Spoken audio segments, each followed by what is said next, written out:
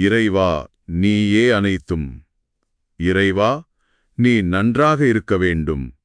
அன்னை ஸ்ரீ லோபாமுத்ரா உடனுரை தந்தை அகத்திய மாமுனிவர் திருவடிகளைப் பணிந்து, ஈரேழு உலகத்தையும் காத்து அருளக்கூடிய அன்னை ஸ்ரீ உண்ணாமலை அம்மை உடனுரை தந்தை அண்ணாமலையார் பொற்கமலத்தை பணிந்து இந்த பதிவினை வெளியிடுகின்றோம்.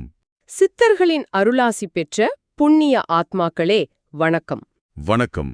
இன்னைக்கு இந்த தெய்வீக செய்தியை கேட்க வந்திருக்கிற நீங்க எல்லாரும் உண்மையிலேயே ரொம்ப பாக்கிய செஞ்சவங்க. ஆமா, கண்டிப்பா உங்க வாழ்க்கையில நல்ல விஷயங்கள் நடக்கும்.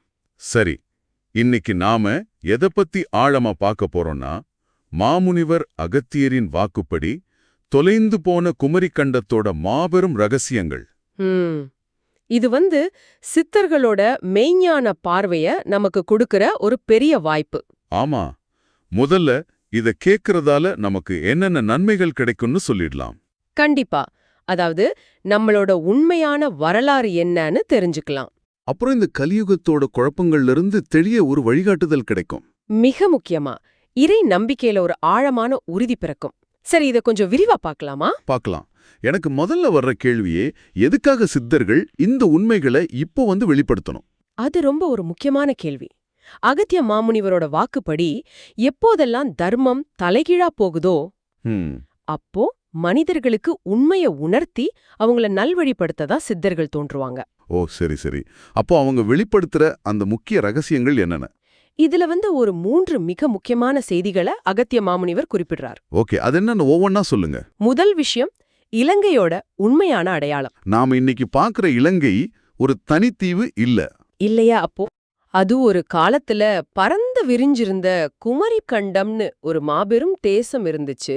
அதோட மிச்சம் இருக்கிற ஒரு சின்ன துண்டு நிலம்தான் இலங்கை. ஆச்சரியமா இருக்கே. அப்போ இரண்டாவது விஷயம், அழிவின் பிரம்மாண்டம். அதாவது இந்த உலகத்தோட மொத்த நிலப்பரப்புல பாதி அளவு நிலம் கடலுக்குள்ள மூழ்கிடுச்சு. பாதி அளவுக்கா? நினைச்சு பார்க்கவே முடியல. ஆமா, அந்த மூழ்கின நிலத்துல எண்ணற்ற திருத்தலங்களும் ஞானம் பெற்றவங்களும் வாழ்ந்து மறைஞ்சிருக்காங்க. அப்போ இது வெறும் நிலமழிஞ்ச கதை இல்ல. நிச்சயமா இல்ல. இது ஒரு பெரிய ஆன்மீக பாரம்பரியமே தொலைஞ்சு போன கதை. சரி, அப்போ மூணாவது ரகசியம் என்ன? அதுதான் இதுல ரொம்ப முக்கியமானது. இந்த மாபெரும் உண்மைகளை எல்லாம் இன்னைக்கு இருக்கிற விஞ்ஞானத்தால ஒரு குறிப்பிட்ட எல்லைக்கு மேல கண்டுபிடிக்க முடியாது. ஆமா, கண்டுபிடிக்கவே முடியாது. இது மெய்ஞானத்தால மட்டுமே வெளிப்படுத்தக்கூடிய ஒரு ரகசியம். வா, இது உண்மையிலே பிரமிக்க வைக்குது. சரி, இந்த தகவல் எல்லாம் வச்சு நாம இப்ப என்ன செய்யணும்? சித்தர்கள் என்ன எதிர்பார்க்கறாங்க? இது ஒரு பெரிய சித்திரத்தோட இணையுது.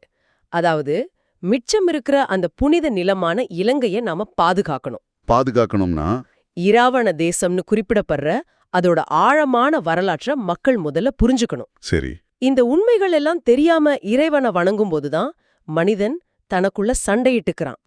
ஆமா, கடைசியில இறைவனே பொய்னு சொல்ற ஒரு அபாயகரமான நிலைக்கு தள்ளப்படுவான். அதை தடுக்கிறது தான் இந்த ஞானத்தோட நோக்கம். ரொம்ப தெளிவா புரியுது.